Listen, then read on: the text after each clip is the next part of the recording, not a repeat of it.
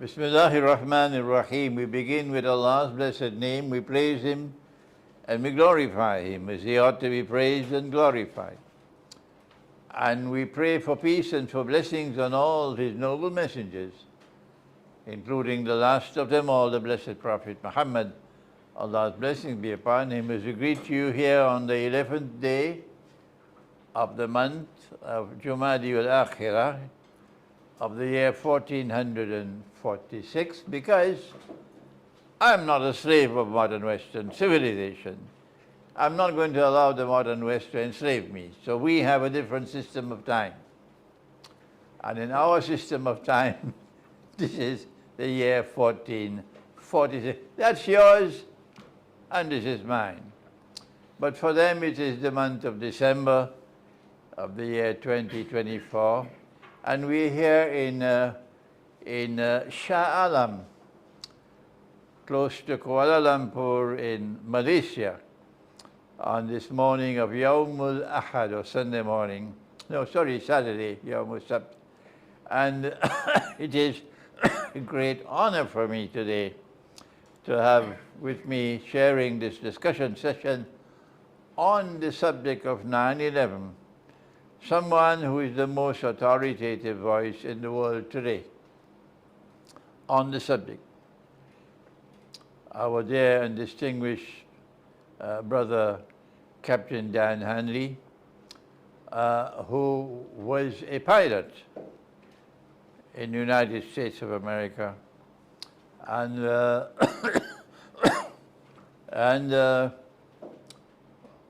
who was not convinced with the official explanation of what happened in 9/11. We know because our prophet said, as only a prophet could say, about the end time. He said, beware, that there will be great liars in the end time. Beware. Those were the words of the prophet. And so Captain Dan was not convinced by the official explanation. He came to the conclusion that it was false. And to his credit, with amazing courage and integrity, and these are in short supply in the world today. Amazing courage and integrity, something which is in short supply in the world today. Captain Dan has been struggling to proclaim the truth of what happened at 9/11. And I want to welcome Captain Dan today. Thank you. To our discussion session, and to say how honored we are to have you today, and to give you a chance to reach out to our people who listen to this program around the world. We now have close to 500,000 subscribers, yes, to our channel. And they would be very, very interested and very, very happy to have this chance today to listen to you. So welcome, Dan. Thank you, Sheikh. And let me just say it's an honor to meet you and to know you, and I appreciate our friendship. And let me start out just by saying a little bit about myself. I'm a U.S. citizen. I've been living in Islamabad, Pakistan for the last 15 years. And some people think because I'm controversial, I'm hiding out there, and nothing could be further from the truth. I met, fell in love with, and married a Pakistani 15 years ago, and we've lived there happily since then. But the Sheikh already mentioned that I was a pilot. Let me get a little bit more specific there. I commenced flying 56 years ago in 1968 at age 19, which makes me 75. I'll save you the math. At first as a civilian, and I got my private commercial instrument and multi-engine rating in the next 2 years, and then attended a 4-year college and got a degree. And in 1973, when I was graduating from college, the Vietnam War was still raging, and I had to make service plans, otherwise I was going to get drafted into the Army and go around trudging around in the swamps of Vietnam. So because I had the flying experience, I chose naval aviation. And over the next 10 years, I flew 4 different aircraft there, mainly the P-3 Orion aircraft, which was used to track Soviet submarines during the Cold War with Russia. In 1978, I was hired as a pilot at United Airlines, and over the course of the next 25 years, I flew 6 different commercial jet aircraft. So all total, over a 35-year career span, I flew 15 different aircraft, accruing 20,000 flight hours.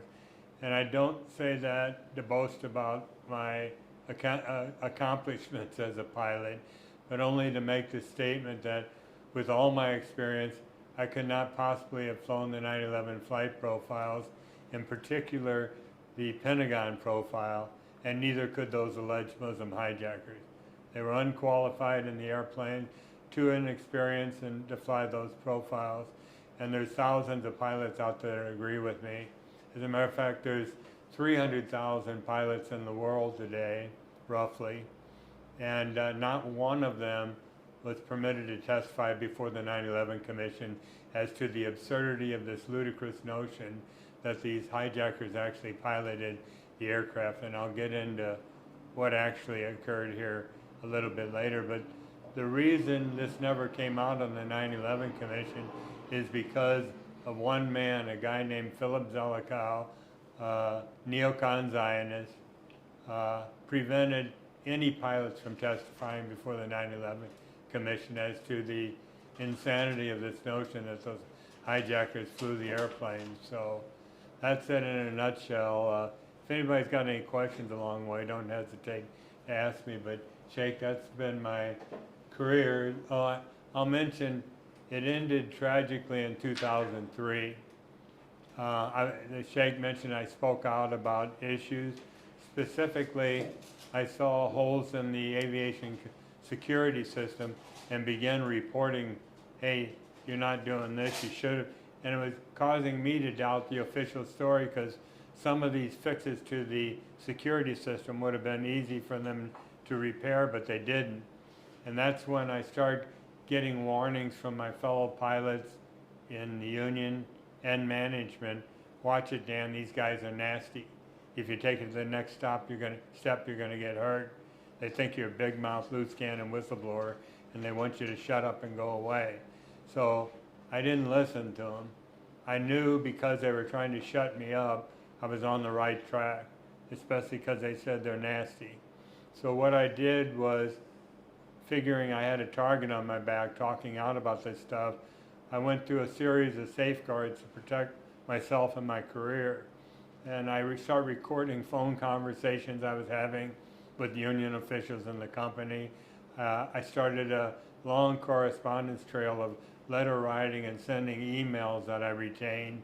I had a lot of witnesses, but most important of all, I was warned by my union that if the company couldn't take me out professionally or medically, they'd get me psychologically. And I had seen this happen before with other pilots. So what I did to protect myself, I lived in Atlanta at the time, is I sought the counsel of the most expensive mental health professionals in the Atlanta area. And I came in and I said, look, here's where I am at United. Here's what I think they're going to try to do to me.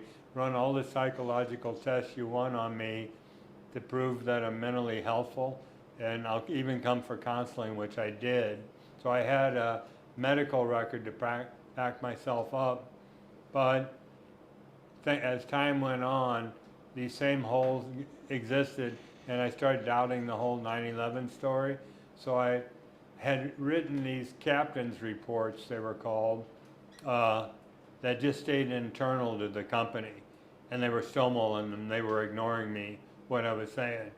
They were ignoring me when I made phone calls.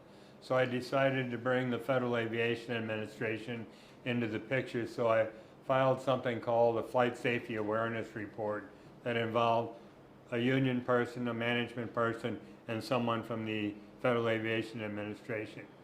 And as soon as I filed 6 of them, I was removed from flight schedule.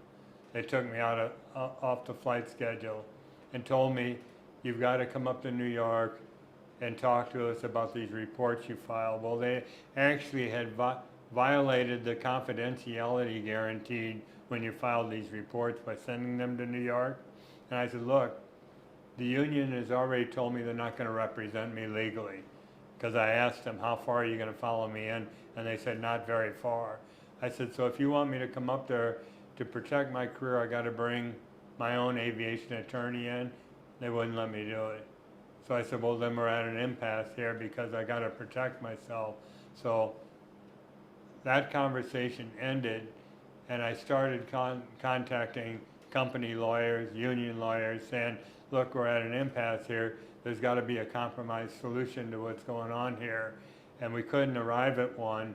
So a little bit later, my chief pilot, my boss in New York, was out at the Denver Training Center, and he ran into the chief flight surgeon at United Airlines. And the surgeon says, is Hanley one of yours? And he says, yes. And he says, put that expletive deleted on sick list. And he said, why? He hasn't seen a medical professional. He says, it's coming from up on top. Do what I told you. So he called me up and said, Dan, I'm sorry. My hands are tied on this. You have to go see a doctor before you can fly again. Well, this I knew was leading to what I thought they were going to do to me. So I reluctantly agreed to go up and see a doctor in Chicago. And when I got up there, the first words out of his mouth was, are you seeing a mental health professional? I said, well, I knew you were going to say that. I said, yes, as a matter of fact, I have. And I pulled out my cell phone, and here you want to talk to him? And I handed him the cell phone. So long story short, they sent me to a psychiatrist at a mental health facility who diagnosed me after seeing me a very brief period of time as being bipolar. I don't know if you know what that is. Yep. Which I could prove that I wasn't, but that grounded me for life as a pilot. No. As a result of that grounding, it wasn't just the grounding, and my wife and I had been happily married for 75 years. I'm not that old. Had been married for 27 years, and eventually over time it destroyed that marriage, which alienated my 2 kids because they blamed me for the divorce for being a whistleblower. And they also believe, and still do, the official 9/11 story, and think their dad's a whacked out conspiracy freak and they don't talk to me, which is my biggest loss in all of my, the divorce happened and then this happened, but I also lost about $4 million in pay, pension, and stock. It destroyed a 35-year career in aviation and my reputation as a pilot, all for just speaking out about 9/11. Well, that event alone, knowing I'd been hushed up, sent me down the road to where I am today, because that's when I started exploring what happened with other people, what happened. Did I mention I went, when I got out, I was 54 years old, and the retirement age was 65. It still is. And so what's a 54-year-old man going to do whose only marketable skill is flying airplanes? So I decided, because I was interested in psychiatry and other subjects, that I would become a psychologist. And as part of that, I felt that because most people are adherents to some form of religion, that I thought, because I had studied all religions, I thought, well, I'll minor in world religions, which I did, which led me to Islam. But where was I here?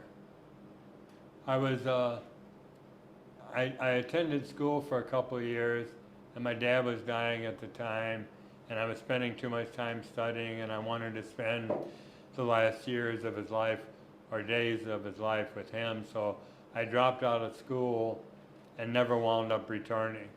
But it got me into a series of events in my life that led me here today.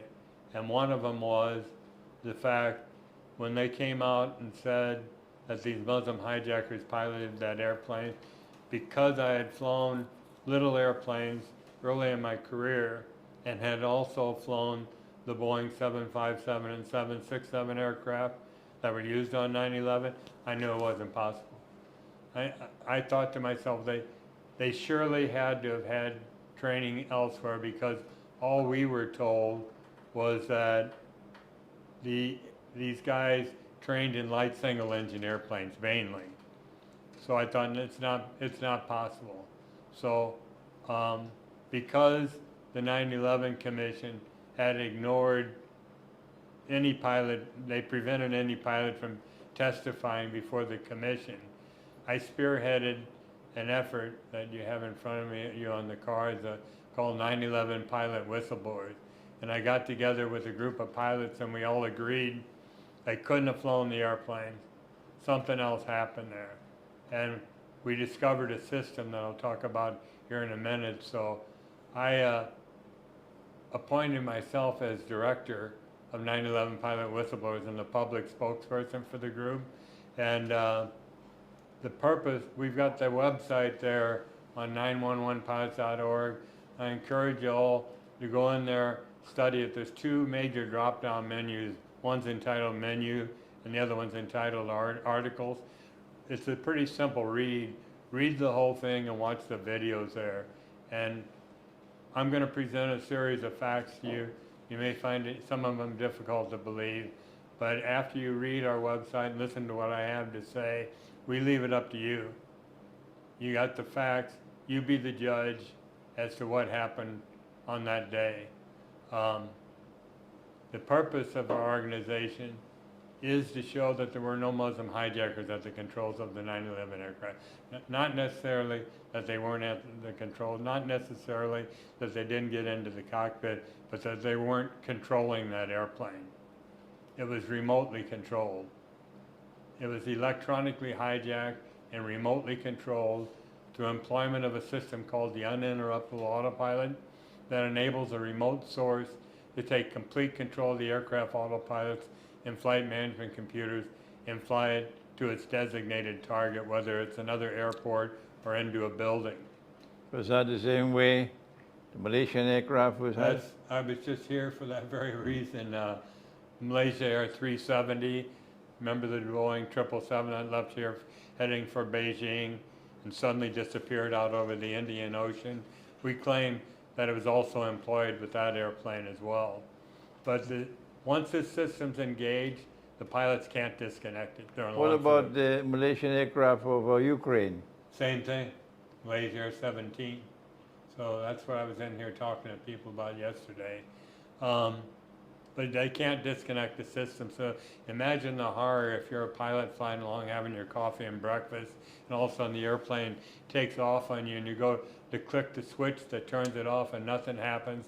You can't talk to anybody. They're not identifying you on radar, and off the airplane goes into the building. So this qualifies as electronic hijacking? That's what we call it, yes, electronic hijacking. Electronic hijacking of the aircraft. Actually, what we claim the system does is transmit navigation data. I'm talking about a course, altitude, and speed, which defines a trajectory, okay? It transmits that into what's called the flight management computer, which is like the brains of the airplane. And whatever is programmed into that computer, if certain modes of flight are selected, that's where that airplane's going. And it employs cruise missile technology. It's accurate within a meter or two. So if it's programmed to hit a building, that's where it's going. Or if it's been programmed to go to another airport, it'll auto land there. So that's what we claim happened. That's what we claim our purpose of our system is, and that's what we're trying to get out to, in particular, the Muslim world. And why? Because Muslims have been more harmed than any other group of people on the planet Earth as a result of the lies of 9/11. So that website you see there was designed for 2 billion Muslims to read. We want them to know the truth. I had a young boy, Muslim from Singapore, he messaged me on Facebook last year, and he said, we were talking for a bit, And he says, you know, I'm almost ashamed to call myself a Muslim because of what happened on 9/11. And I went, oh my God, do people actually believe the story, to feel that way about it, which further was a catalyst for me to continue moving forward. There's 240 million people in Pakistan. 98% of them are Muslim. 60% of them are age 30 or below, which means they were at most 10 years old on 9/11 and probably have been fed the propaganda to believe the official story. So last year I set up a PowerPoint presentation and talked to another individual that's traveled the world preaching 9/11 lies with the intent of going to colleges and universities and try to enlighten young people who might still believe the official story of what I'm telling you here today. But that one of our goals has been to recruit highly trained and experienced pilots, whether they're active, retired, military, or civilian, who will attest on camera as to the absurdity of the story. They claim not only could the hijackers not have flown the aircraft, but that they could not have flown those flight profiles themselves. And if you go to the website, on that drop-down menu, there's a pilot interviews page. I was actually conducting these interviews with pilots worldwide from a variety of backgrounds. And they were all saying the same thing. They couldn't do it, and here's the reasons why. So we've only got 10 interviews on there, but we felt that that was sufficient to convince people that pilots don't believe this story. So how many people would believe that you could remotely control a large commercial jet aircraft? Well, let me give you a little history of the development of remote control technology. It dates all the way back 80 years ago to 1944, towards the end of World War II, when the Army Air Corps launched an operation called Operation Aphrodite out of the UK. And what they did was take old B-17 bombers, gut them out to lighten the weight of the aircraft, and loaded it up with 30,000 pounds of Torpex, which is a highly incendiary compound. And our pilots were required to make the takeoffs, but once they got airborne, they'd bail out of the airplane, and these aircraft were remotely guided to targets in Europe. This is 80 years ago they were doing this, okay? And we mentioned on the website, John F. Kennedy's older brother, Joe, was killed on one of these top secret missions when the airplane blew up due to a malfunction before he had a chance to bail out of the aircraft. And there's a short film clip on the website with regard to that. But if you jump ahead from 1944 to 1962, this wasn't actually the remote control of an airplane, but a plan to do it. It was the United States government was looking for an excuse to invade Cuba and overthrow Fidel Castro. And the Joint Chiefs of Staff presented a plan to the Secretary of Defense, who approached JFK and said, look, we've got this plan called Operation Northwoods. What we're going to do is conduct a series of false flag events. We're going to attack a U.S. ship in foreign open water and blame it on the Cubans. We're going to have false flag terrorist attacks in the United States, blame it on the Cubans.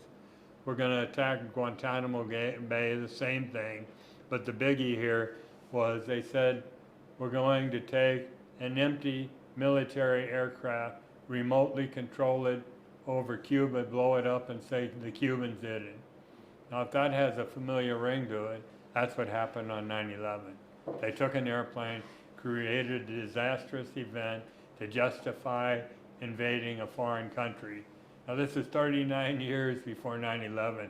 This was their mindset in the Pentagon, that they could accomplish a mission like this. 39 years later, they did it. Now, if you jump ahead, this will be the last example I'll give, and there's a number of other examples I could give you regarding remote control aircraft, but keep in mind that from 1944 forward, 80 years, all this technology was being developed to where we got to 9/11. But in 1984, the FAA and NASA conducted a joint crash test experiment in a remote location. They took a 4-engine, large commercial jet aircraft, a Boeing 720. They loaded it up with crash dummies and cameras because they wanted to test crew and passenger survivability in the event of a crash landing. So what they did was take this airplane off by remote control. This is 17 years before 9/11 with a commercial jet. Took it off by remote control, flew it around the pattern several times before intentionally crash landing the aircraft. And we got a short film clip on the remote control page on that as well. So if you jump ahead to the early to mid 1990s is when we say they actually developed and produced this uninterruptible autopilot system I was talking about. There's a patent on it. First of all, there's a Wikipedia article, although Wikipedia is generated by the CIA, so I don't know how much credence you want to put in that. But there actually is a Wikipedia article that's entitled Boeing Honeywell Uninterruptible Autopilot, and it's misleading because it does state that the purpose of this system is to prevent would-be hijackers from commandeering a commercial jet aircraft in flight by remotely taking control of it and flying it to one of 108 airports in the world. So you can say to yourself, if you run across this article on the internet, you go, oh look, this was in 2006 they patented it, okay? So they say, oh look, they came up with a remote control system to prevent another 9/11. Well, that's false, even though we've got a patent on it that shows it was November 2006 it was patented. We had informants come forward from a number of sources saying, not so fast. We were working on this system in the mid-1990s, 5 years before 9/11. So we know this system exists, patent on it, Wikipedia article on it. We claim the hijackers couldn't fly the airplane, which is leading me to my next topic, and that is the hijackers themselves. Now, I want to focus mainly on a hijacker, a 29-year-old from Saudi Arabia named Hani Hanjour, because he's the smoking gun in all this. Hani Hanjour came to the States in the mid-1990s to take flight training, and it's well documented he was a very poor student. New York Times, Chicago Tribune, ABC News, and other news sources all reported that he was a very poor student. He left the States, went back to Saudi Arabia for a period before returning to the United States, and he wanted to continue flight training, and he went to a school that he had been enrolled in before. They wouldn't take him because he was such a poor student the first time. They said they didn't want to waste assets on him. So what was the maneuver Hani Hanjour was supposed to perform? The airplane, it was American 77, a Boeing 757, took off from Washington Dulles Airport heading for the West Coast. And it got up to cruise altitude for a while before it did an about-face 180-degree turn and started a descent into Washington. The airplane gets to 7,000 feet and it commences this descending, accelerating corkscrew turn to arrive precisely at the surface without skidding the surface. That was the trick. The 330-degree turn isn't so difficult, but at 500 knots to get the airplane stopped just a few feet off the surface without skidding it and driving it all the way into the Pentagon at that speed and strike it on its first attempt is absurd for a guy that was a poor student. But it gets better than this. This same maneuver was replicated in a flight simulator and flown by highly experienced pilots. They crashed the simulator trying this.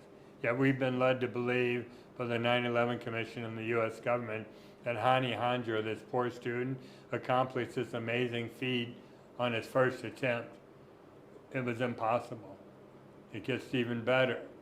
Hani Hanjour, a month prior to 9/11, goes to the Freeway Airport in Bowie, Maryland, and wants to rent a little Cessna 172, a light prop-driven aircraft, right? Well, when you show up at an airport like that, if they don't know you, you got to prove you can fly. So they take you up on an evaluation flight. Well, Hani Hanjour didn't go up on one or two. He went up on 3 evaluation flights in this light airplane and flunked all 3 of them. There was a male pilot named Ben Connor, female named Sheila Baxter. They both came to the chief instructor saying, don't rent him the airplane, he can't fly, he can't handle it. And it took me a while to track him down. The chief flight instructor's name was Marcel Bernard, and he was very reluctant to talk to me. I left him, excuse me, let me get a drink of water here, I'm talking. Okay. I'm a blabbermouth. Okay. I left Marcel Bernard voicemail twice, and my name's Dan Hanley, 911pilots.org, check the website out. Such that when I called him the 3rd time, I had to get up super early. He lived in Washington, D.C. And he says, who is this? I said, it's Dan Hanley. He goes, I have nothing to say to you. And I said, well, wait a minute. He goes, no, you listen to me. He says, do you know who we're dealing with here? I go, yes, the most powerful, ruthless subhumans on the planet Earth. Very wealthy people. He goes, that's right. He says, do you know what you're going up against right now? I go, no, I know exactly what I'm going up against. And I understand why you want to remain silent. I said, but you serve as a critical witness. Would you agree to let me interview you on tape? He goes, absolutely not. His wife was in the background screaming, hang up on him, hang up on him. And he's going, no, wait a minute, wait a minute. So he read me the riot act and then hung up on me. And I tried 2 other times to call him. He'd answer. He goes, who is this? I go, Dan Hanley. Click. He wouldn't talk to me. And you got to understand what a critical witness he is in all of this, because his story blows the heck out of the whole 9/11 story that these hijackers could fly.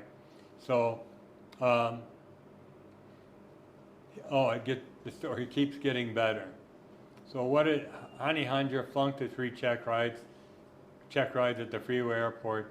He goes down the road 3 days later to another fixed base operator called Congressional Air Charter. And he goes up flying with a pilot named Eddie Shalev. Now, Eddie Shalev comes back from the check flight and says he's a good pilot. So what appears in the 9/11 Commission final report? Only Eddie Shalev's statement that he was a good pilot. It appears that but an end note in the final report. None of this testimony was taken under oath, okay? And I'll point out that the FBI and a member of the 9/11 Commission staff actually went out to these airports, interviewed these pilots, so they had testimony from all 4 pilots, the 3 at Freeway and Eddie Shalev, and yet the 3 were ignored completely.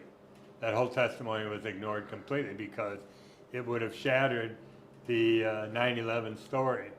So why didn't this appear in the 9/11 Commission report? The same guy that prevented pilots from testifying before the 9/11 Commission, a guy named Philip Zelikow. And who was Eddie Shalev? He was an Israeli who came to the States several months prior to 9/11, contracted out with Congressional Air Charter, and gave this check ride to Hani Hanjour. So was he a Mossad agent? We don't know. Congressional Air Charters closed their doors after 9/11, and Eddie Shalev disappeared, maybe to return to Israel. But I don't know what your perspective is on who planned and executed the events of 9/11, but I have my own, and I believe it was collusion between Israel, the United States, the UK, and others through collaboration between Mossad, the CIA, MI6, and others, okay? And not a guy in a cave living 7,000 miles from the United States, bin Laden. So now we've got all this information on 911pilots.org. Where do you take it? Well, there's several groups we're affiliated with, and I know all the leaders of these 9/11 truth groups. But one of them in particular is called the Lawyers Committee for 9/11 Inquiry. And I'm sorry I don't have a URL for the website. But what happened several years ago was a group of U.S. lawyers got together and formed this Lawyers Committee for 9/11 Inquiry. And what they did was obtain evidence and information from the biggest 9/11 truth groups and individuals in the world. And they compiled 60 evidence packages. And that proved incontrovertibly, I'm having a difficult word with it proved beyond a shadow of a doubt that World Trade Center buildings 1, 2, and 7, and yes, there was a third building that came down on 9/11, building 7, and I could get back to that in a minute, but they proved that it was brought down by controlled demolition and not by jet aircraft impact damages or the fuel fires that ensued. And what they did was take these 60 evidence packages to a U.S. attorney in New York named Jeffrey Berman and said, we have evidence, we have proof, we have witnesses, we have everything to prove what we're saying here. And because the evidence was so solid, he was left with no recourse but to convene a grand jury investigation into their allegations. So grand jury investigations, I don't know if you're familiar with them, but they're very secretive. Jurists aren't even permitted to say they're a member of the jury. They can't talk to one another outside the courtroom. Nothing can be brought up about the case. But the Lawyers Committee saw that there was no movement being made on their case. So they approached the Justice Department and said, what gives? They go, we don't have to tell you. It's secretive. So they went into court, and I'll make this part short. They took it all the way up to the appellate level, up until last year or the year before. They got it before the Supreme Court. Now, mind you, 9/11 is the greatest crime ever committed on American soil in its history, and it's never been criminally investigated. The 9/11 Commission was not a criminal investigation. They took it all the way to the Supreme Court, and the Supreme Court refused to hear it. They said, we're not going to listen to your case. So our original plan, 9/11 Pilot Whistleblowers, I approached the group and their chief litigator and said, look, let us conduct interviews of pilots, which I told you we did. We'll present them to you so you can vet them, so we can file with the Justice Department demanding a grand jury investigation into our allegation that these hijackers couldn't have flown the airplane. They said, great idea. Well, when we saw that the Supreme Court rejected their solid evidence, which was even more solid than ours, we said, this isn't going to work. And this is where there's a lot of pilots in our organization, but I got a close circle that I consult with. And we decided what we'd do, even though we knew we probably weren't going to be successful, was approach politicians and bureaucrats with our allegations. And so over the course of 3 years, I wrote letters, sent emails, and made unreturned phone calls to every relevant level and branch of the U.S. government that we could. I started with the FBI, they didn't want to talk to me, Transportation Security Administration, the Federal Aviation Administration, the Secretary of Transportation, the Attorney General, the President, the Director of National Intelligence. I can go on and on. But we wrote all of them trying to get them, draw their attention to our case. And the point was, they knew that we knew Hani Hanjour couldn't fly. I finally got a hold of a lawyer in the FAA, a senior lawyer, and we talked on the phone for a half hour. And he said to me, Dan, you haven't proven that the uninterruptible autopilot was employed on 9/11. I said, yes, but you'll agree with us, we've proven that Hani Hanjour couldn't possibly have flown American 77 into the Pentagon if we know something hit the Pentagon. It could have been a cruise missile with a swap of airborne flight vehicles, but we know something hit the Pentagon. How did it get there? It wasn't Hani Hanjour. The only viable alternative explanation you can come up with here is that this uninterruptible autopilot was... Is that? What is the alternative? That the autopilot system was the autopilot It was system. the only way all 3 buildings were hit on their first attempt with cruise missile accuracy. And these pilots, even the World Trade Center buildings, you go, well, all they had to do was point an airplane into the building and it blows up. Well, the World Trade Center buildings are only 208 feet wide, and the wingspan on a 767 is 58 feet, right? So there's very little leeway for error there, and yet they both hit the targets on their first attempt. And we say it would be akin to, suppose you had your driver's license for about a year in your family car, and you hop in a big 18-wheeler, semi-tractor trailer, get it up to high speed that you've never driven before, and try to drive it through a garage without striking the sides of the truck. That's how accurate they would have had to have been to hit that. And this same maneuver, once again, was replicated in a flight simulator and flown by highly experienced pilots. They couldn't hit the building with that degree of accuracy. So we're saying the hijackers couldn't possibly have done it.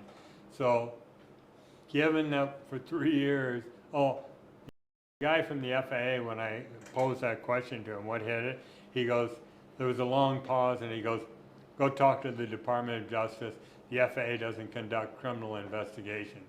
I said, sorry, but we've talked to them, not talked to them, we've written them numerous times, sent reports via their Department of Justice hotline, nothing.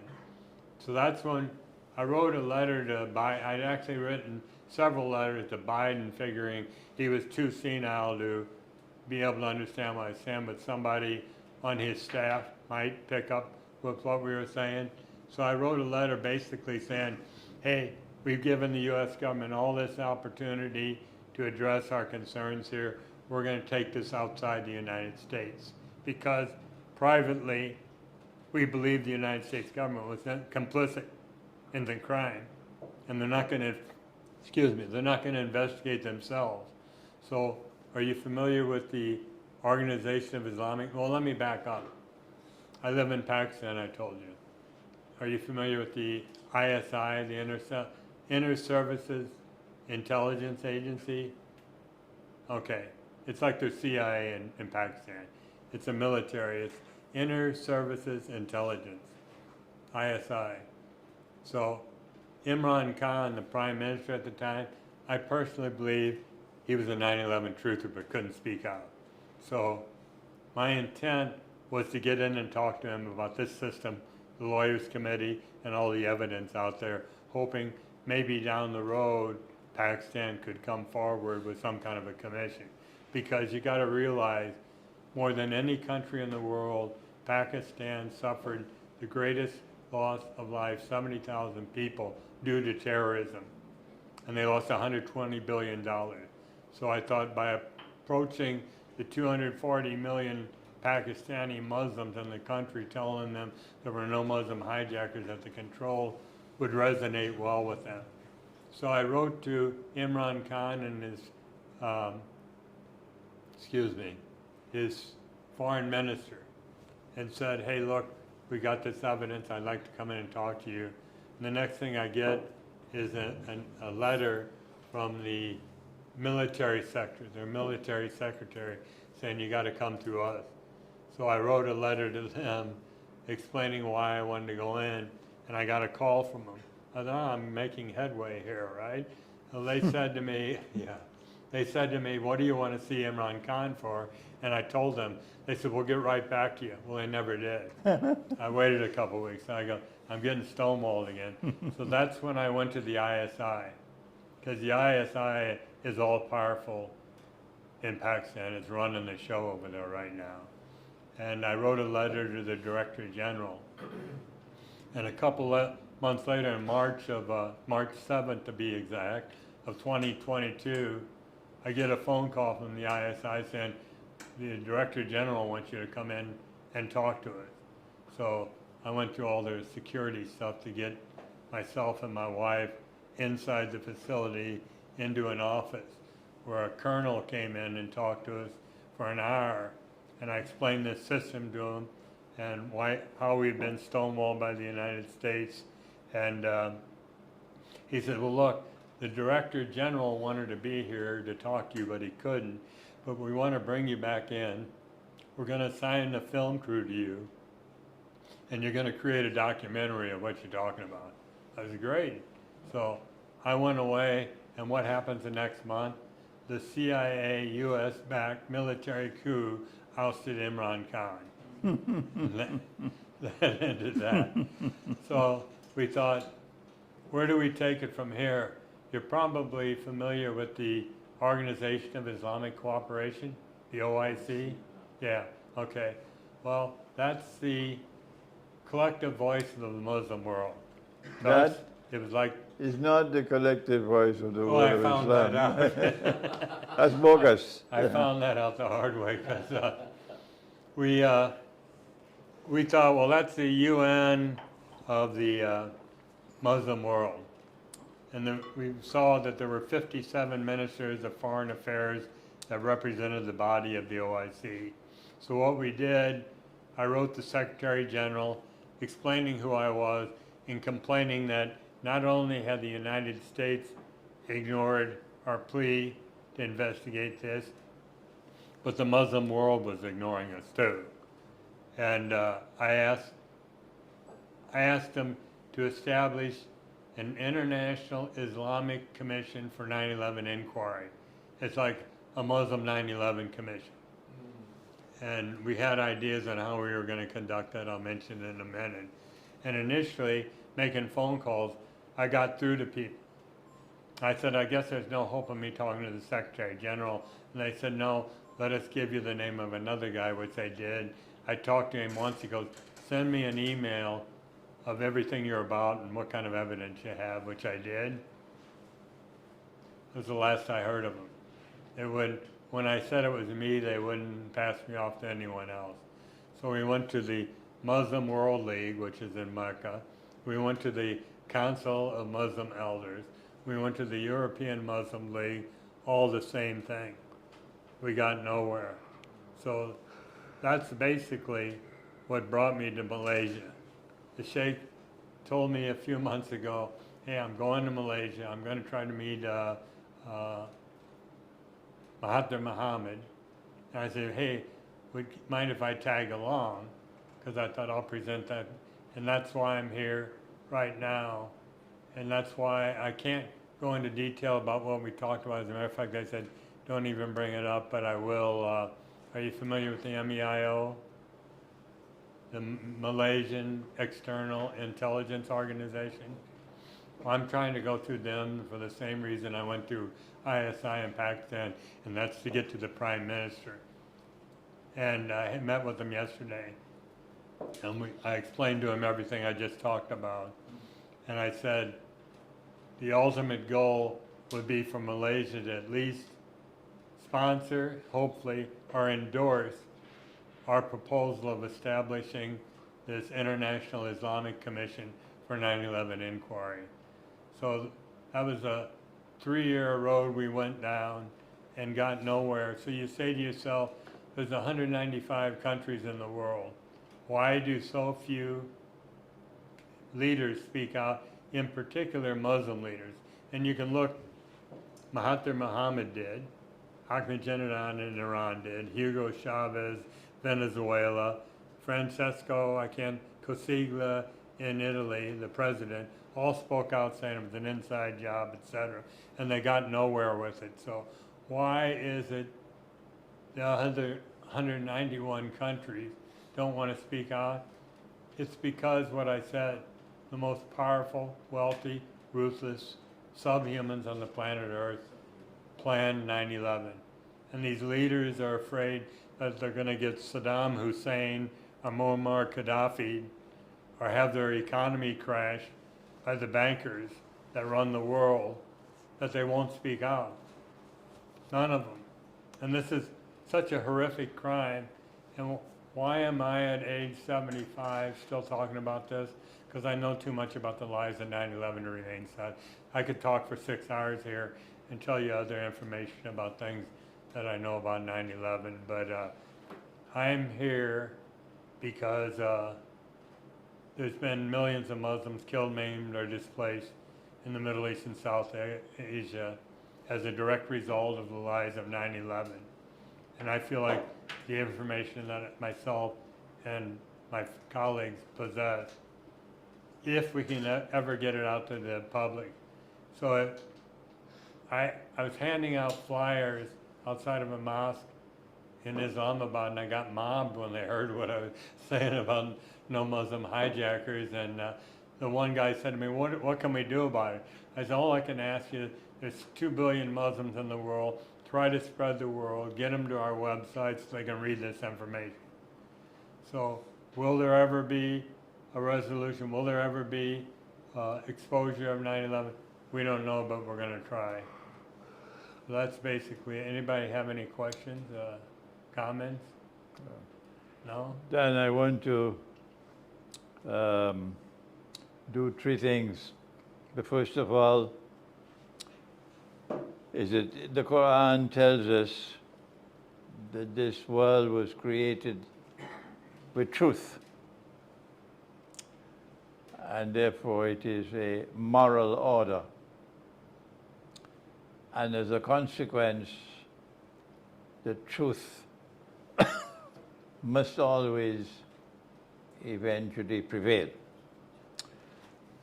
So we say to them who've been blocking the truth with lies, we say to them today, so many years after 9/11, and we say to them as boldly as we can possibly say, that you can continue to block the truth as much as you want.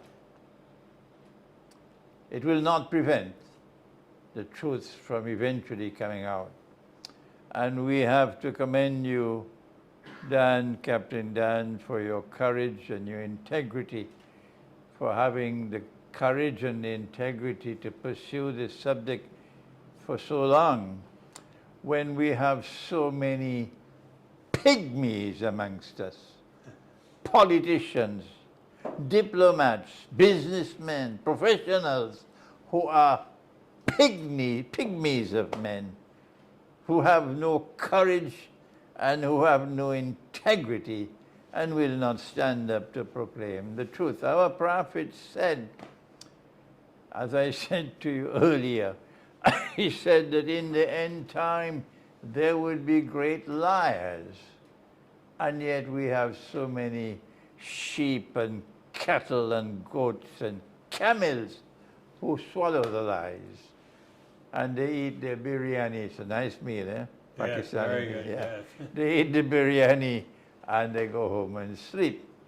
So we have the conviction that truth will eventually prevail, and they cannot stop it. The second thing I want to share with you, I was in New York on the morning of 9/11. You were? Yes. And I had to drive to JFK Airport that morning at 7 o'clock. My former Pakistani wife was arriving, and my daughter and I drove to JFK to receive her. And I had to take her from JFK to the airport in Newark, in New Jersey. I can't remember the name of the airport. Newark International. Yeah, for taking a flight to Texas. When we arrived at the airport, we were told that all flights are canceled. So we inside at the airport, we don't know what to do. All flights are canceled, nobody giving us any explanation. Then, then there was an announcement that the airport is closed and everybody must leave.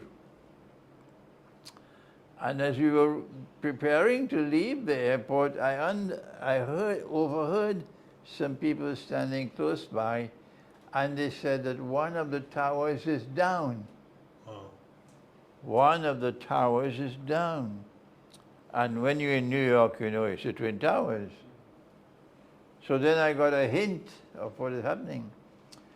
So we drove back to my home, and then we watched on television, and we saw the whole drama emerging on television.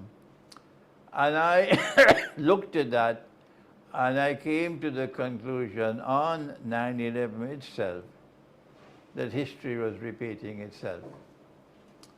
I said exactly what happened in the summer of 1914 when a false flag took place to allow the First World War to proceed, to take place. Right. The assassination of the Grand Duke Franz Ferdinand in Sarajevo in the summer of 1914, that was the trigger which brought about the First World War. And I then said that this, what is now happening, is a repeat of that 1914. And I also said about 9/11, I said there are lies, and then there are great lies, and then there's 9/11. Yeah. So from my Islamic eschatological perspective, I locate those who planned and executed 9/11 to have been pursuing a mission similar to that which provoked the First World War. Yeah. And that's exactly what has happened since then. And it just continued in Syria, where they call them terrorists. The United States says about these jihadists that they are terrorists. And yet it was the same CIA which gave us 9/11, and the same Israeli Mossad which gave us 9/11, and the same Saudi Arabia was dancing with them. Right. The same people who now finance and armed these terrorists to go and overthrow the government of Syria, of Assad. So history is repeating itself. From 9/11 to this day, they're trying to change the world, to make the world safer. Well, I believe that 9/11 was designed to usher in the New World Order. And you mentioned Mossad, CIA, and MI6, and other intelligence organizations. It depends upon your worldview. I personally believe there are these monstrous forces that run the world economy, run the world right now. Now, whether you want to say it is the 13 bloodlines, the Jesuits in the Vatican, the Illuminati, Council of 300, Rothschilds, Rockefellers, Soros, you name it. There's these massive organizations that I feel called in the hit that had been planned for many years. I mean, you can go back 39 years to Operation Northwoods forward, and they had planned this event to usher in the New World Order, which is what we see is happening right now. Because if you look at Israel involvement, why would Israel be joyous over that? I don't know if you're familiar with the Greater Israel Project. Okay. Israel claims all land from the Euphrates to the Nile River as part of their promised land. And if you overlay that map of Greater Israel over the Middle East, a whole bunch of things make sense about the countries that they wanted to topple. And it's going on now.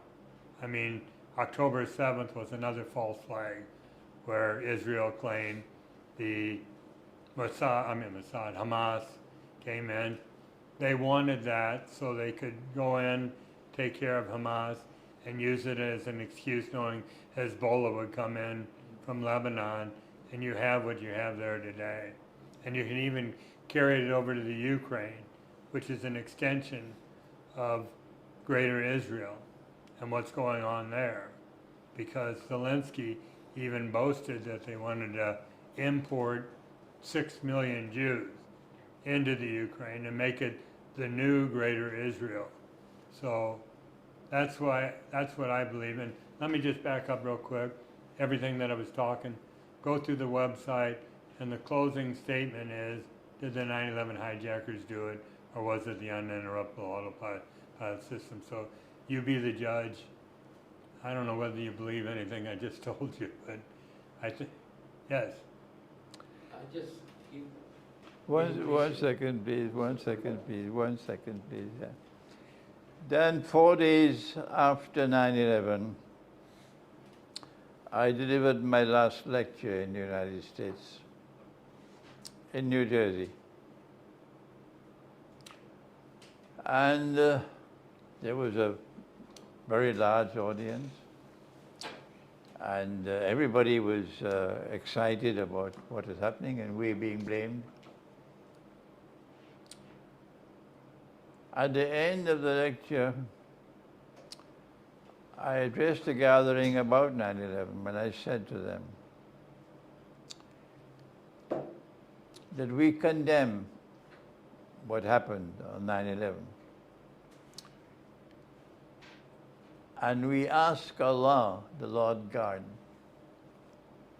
to punish with the greatest possible punishment and to curse with an eternal curse all those who are responsible for planning and executing 9/11. And I ask the audience now, will you raise your hands and join with me to make this prayer? Two people who were sitting by my side, how can we do this when we are the ones who are responsible? Yeah. I said, I'm going to ignore you. Now then, my audience, will you raise your hands? The whole gathering raised their hands. And we prayed. This cannot be anti-Semitism. Yes. This cannot be anti-Semitism. Go and take your anti-Semitism and throw it into a garbage bin, because our people are raising their hands and praying to the Lord God to punish with eternal punishment and to curse with an eternal curse all those who are responsible for planning and executing 9/11. And our people, everybody, including the two, raised their hands and they prayed. And after the prayer was over, I said, now we invite the Jews to do what we have done. Full stop. From that day to this day, no response. No response. Yeah. No.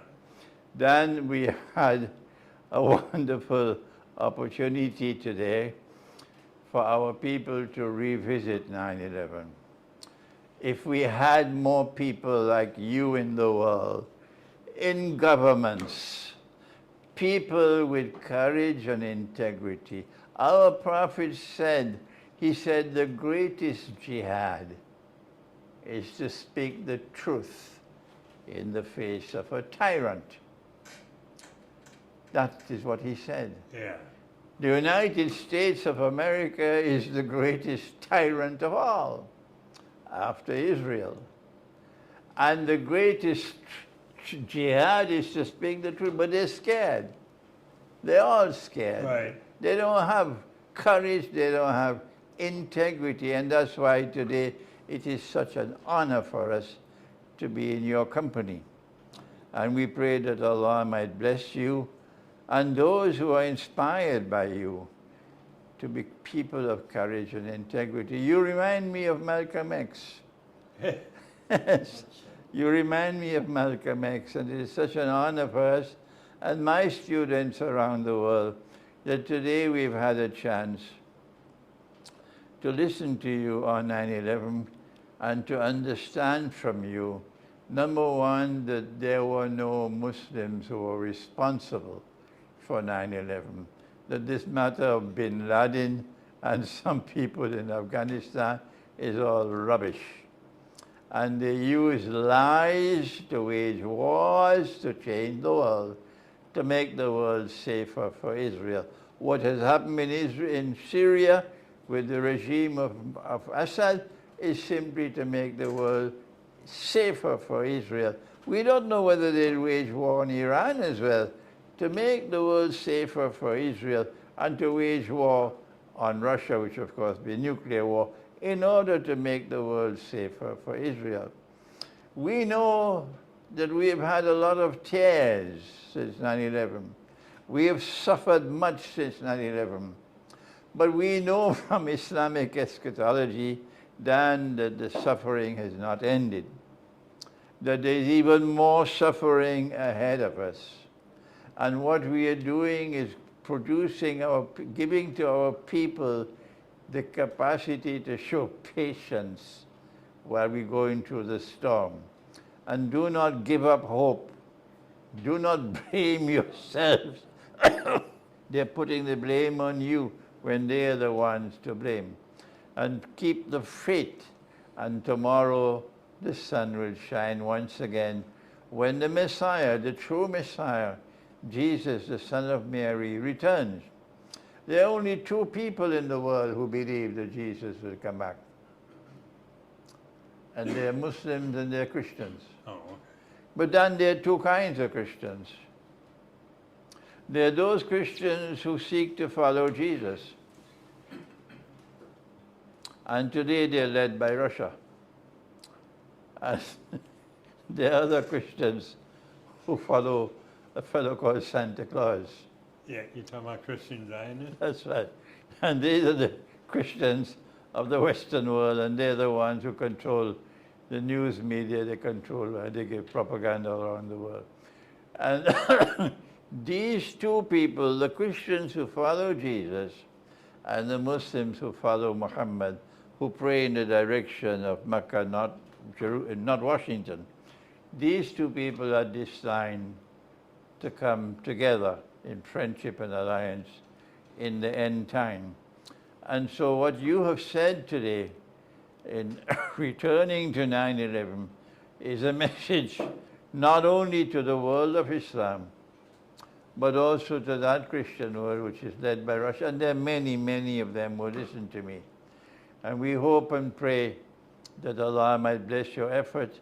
I don't know if it's possible that we might succeed one day in having establishing a commission which will, excuse me, which will investigate the 9/11 from a different perspective than that official investigation and explanation which has come from Washington.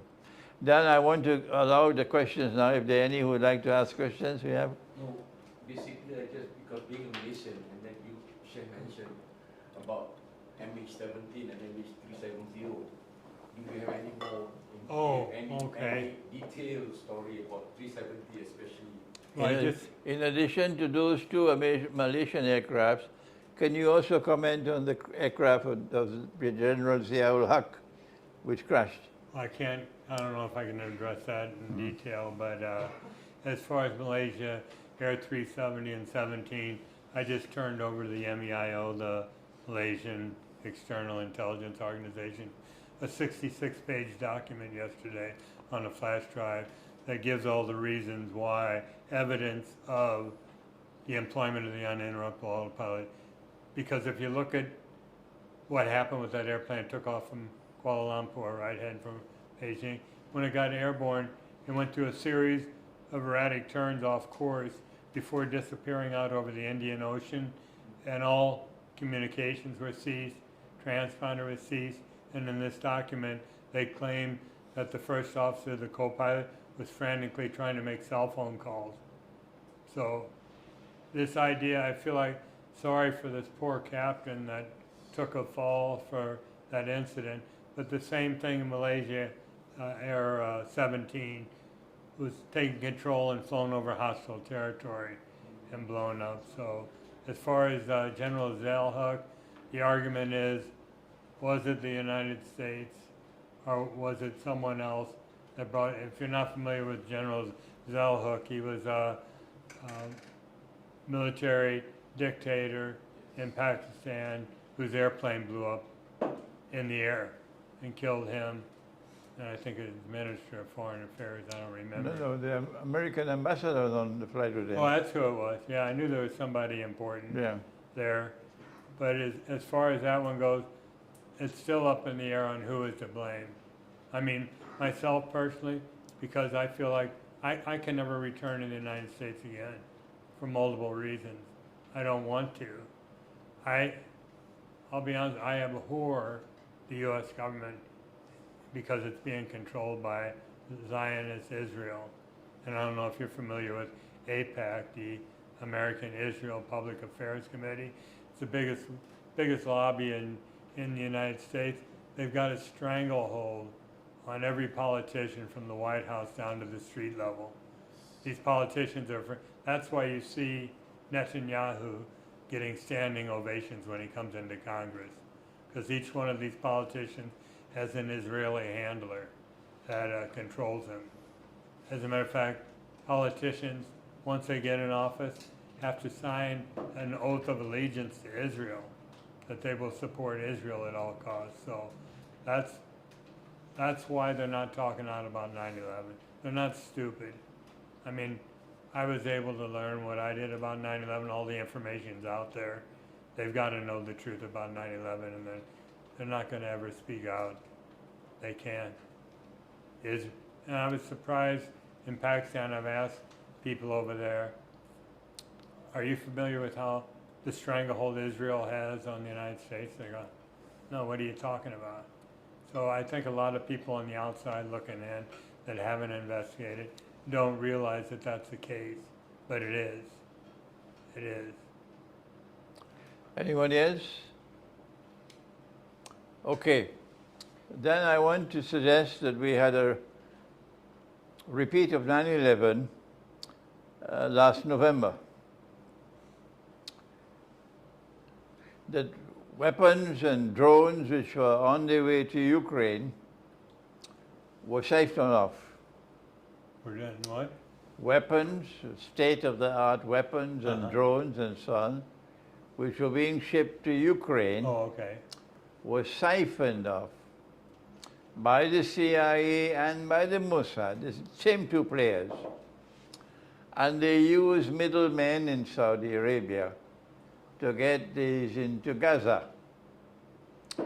And because the Islamic resistance in Gaza didn't have much upstairs to understand what was happening, they believed that it was coming from the Lord God.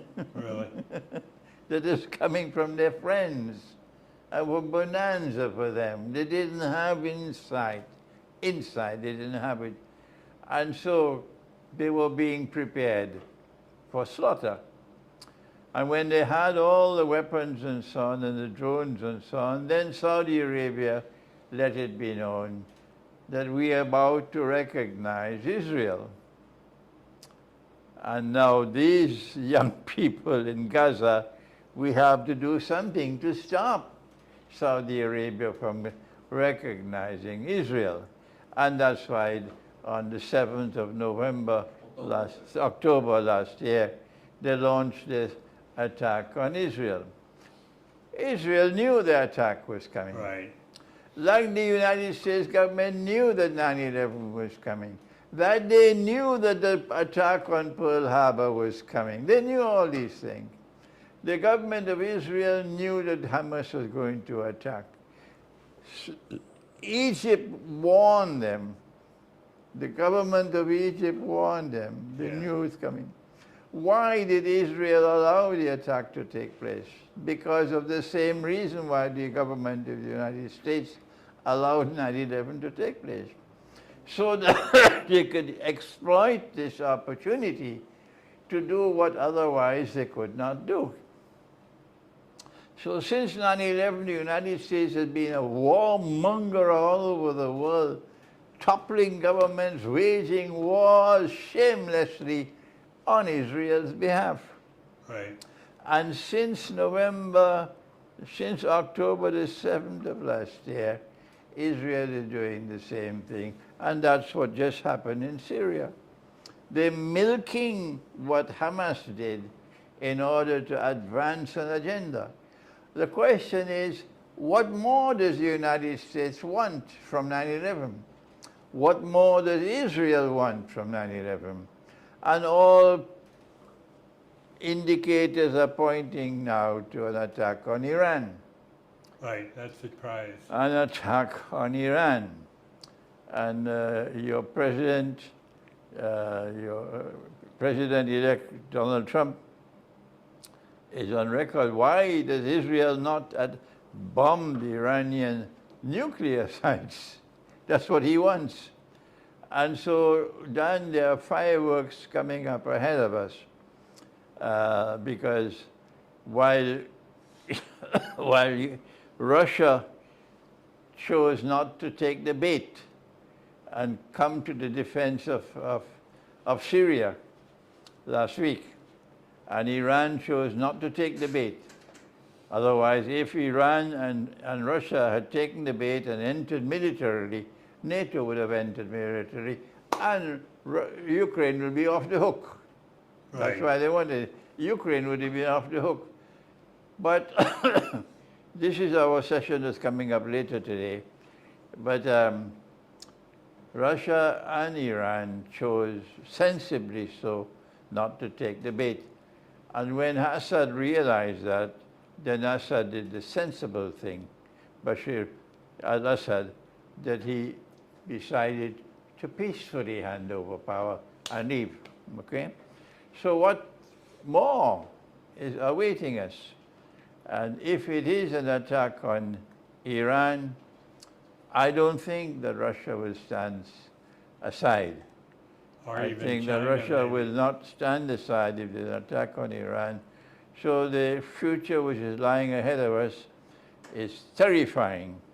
But I'm glad that you are in Malaysia, and I want to appeal through this discussion session to those in Malaysia who are listening that it is time for such a commission of inquiry to be established on the 2 Malaysian aircraft.